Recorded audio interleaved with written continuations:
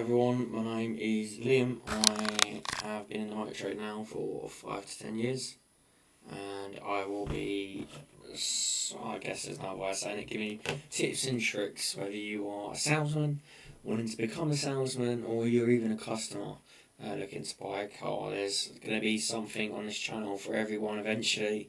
It's going to take me a bit of time to go through things, but if there's anyone that's watching that wants a bit of advice on anything specifically, we can cover it. But it'll be anything from, interview preparation to CV to treating customers fairly, even, dealing with objections, how to do insurance products, just literally everything. I'll cover everything. But today, literally, is just an introduction to myself, my journey, and what to expect coming up. Introduction to me. As I say, my name is Liam. Started off in the motor trade as a valeter and a detailer at Mercedes.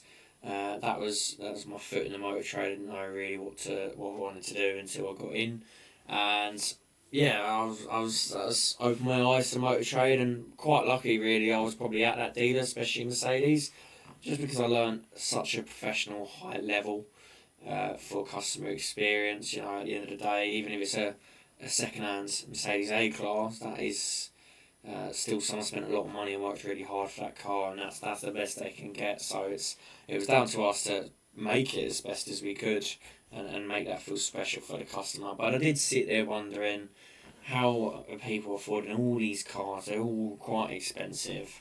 And as a valeter, I definitely know on my wage there, I couldn't afford one of them. And I wanted nice things, especially a car, because I'm very into cars myself. Go to a lot of car shows, car meets, things like that. And it was something I was quite keen to do, is earn more money. So I got chatting to one of the salesmen there. I look after his diary really nicely, so he wouldn't mind a conversation. And he said, look, to be fair, the money's probably in sales in any industry. If you're good with people and you're passionate about helping people out, then you'll do well. So, I thought, well, let's see what it's all about. On a Saturday, we done half day as a valeter. So I used to bring a change of clothes, get suited and booted after my shift, and then shadow in for the second half of the day. And weeks and months went by. I really enjoyed it. I was picking up a lot of information, and I definitely knew that's what I wanted to do. So I didn't quite know if there was any, positions there or any progression, even as a trainee, but they said no. And I thought, well, I'm not someone who's going to sit there waiting for something that potentially might not come. And I advise anyone to do that, really. If you know you want to do something, but where you are can't provide it, don't be afraid to take that jump. So luckily got a interview down at Volkswagen. They obviously, my CV must have been presented well to catch their eye, but my interview, considering I had no sales experience on paper, obviously really must have caught their attention. And again, I will go through tips on that later on, but very fortunate to give an opportunity there with the knowledge I told them I learned at Mercedes. They obviously thought there was a good base there to work on, and there was. Volkswagen, the base was already there, so there's a few extra things I picked up on, but it was more the introduction to the compliance side of things and the paperwork side of things, diary management, all that kind of stuff that was new to me. And that's really important. And again, that's things we'll touch on later. But every month at Volkswagen, I felt myself getting better.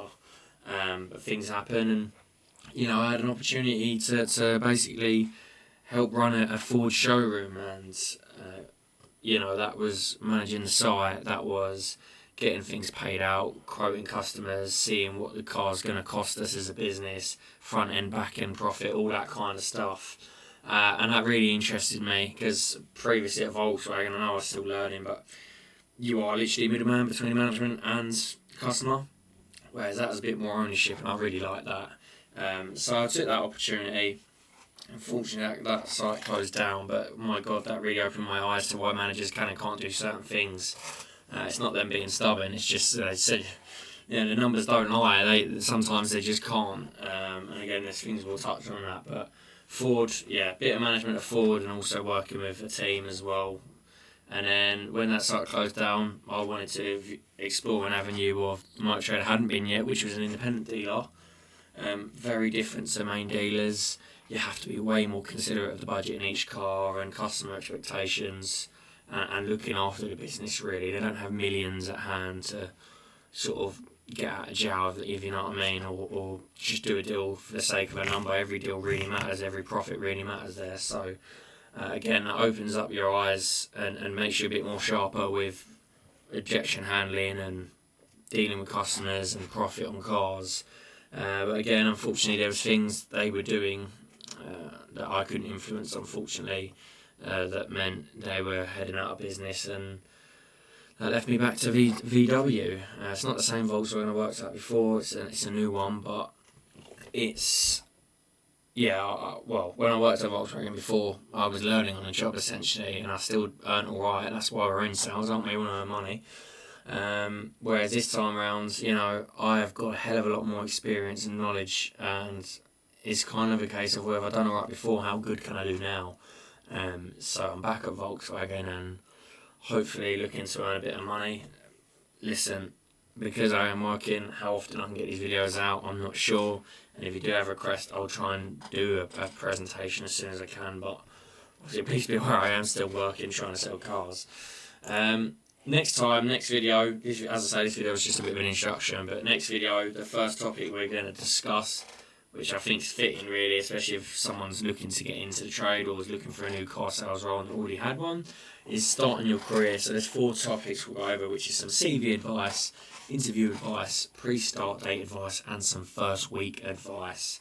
Again, there'll be, whether you're new or you're familiar with the industry, there will be stuff in there hopefully that's going to help you out, and that is the whole objective of this channel. Some of this might not be news to you, but it might be explained, or you might see it in a different way that makes you slightly better, or you might be completely new to the industry and maybe I explain it in a way that your trainer or whoever's introduced you to the industry, maybe you just understand it my point of view a bit better. But a lot of the information might be similar, but there is a lot to cover.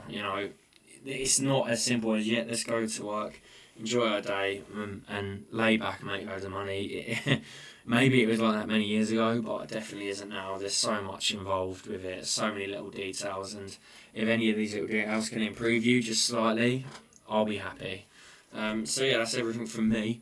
I'll get this uploaded and I'll start the next video. I look forward to seeing you then. Take care.